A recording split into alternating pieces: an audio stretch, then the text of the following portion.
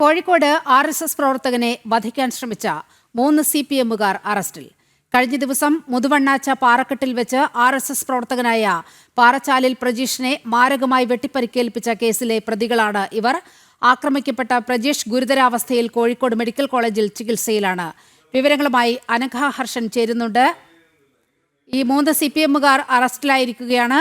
എന്തൊക്കെയാണ് അനഘ വിവരങ്ങൾ? കഴിഞ്ഞ ദിവസമാണ് ഈ മുതുവണ്ണാച്ച പാറക്കെട്ടിൽ വെച്ച് RSS പ്രവർത്തകനായ പ്രജീഷിനെ CPM പ്രവർത്തകർ മാരകമായി പരിക്കേൽപ്പിച്ചത്. കൊല്ലണമെന്ന ഉദ്ദേശത്തോടു കൂടി തന്നെയായിരുന്നു ഈ ആക്രമണം നടത്തിയിരിക്കുന്നത്. ഈ കേസിൽ നിലവിൽ 5 പ്രതികളാണുള്ളത്. 5 പേരും CPMന്റെ പ്രവർത്തകരാണ്. ഇതിൽ 3 പേരെയാണ് ഇന്ന് ഇത് ഒന്നാം പ്രതി കോയഞ്ചേരി മനോജ്, അതുപോലെ തന്നെ ഈ കേസിൽ 3-ാം പ്രതി CPM ബ്രാഞ്ച് സെക്രട്ടറിയും അതുപോലെ ചങ്ങരോത്ത് സർവീസ് സഹകരണ ബാങ്ക് ജീവനക്കാരനുമായിട്ടുള്ള കുനിയമൽ ദിലീപൻ, 5-ാം പ്രതി കിഴക്കേത്താഴത്ത് പ്രതീഷ് എന്നിവരെയാണ് ഇപ്പോൾ ഈ കേസിൽ പോലീസ് അറസ്റ്റ് ചെയ്തിരിക്കുന്നത്. ഈ കേസിലെ 2-ഉം അതുപോലെ കേസിലെ 4-ാം പ്രതിയും ഒളിവിലാണ്. ഇവർക്കായിട്ടുള്ള അന്വേഷണം ഇപ്പോൾ ആരംഭിച്ചിട്ടുണ്ട്. ഈ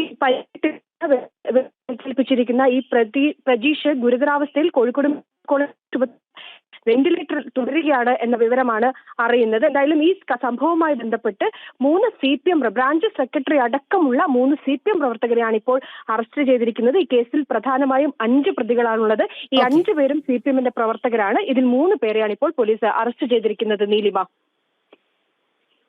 അനഘയാണ് വാർത്തയുടെ വിശദാംശങ്ങൾ പങ്കുവച്ചത്.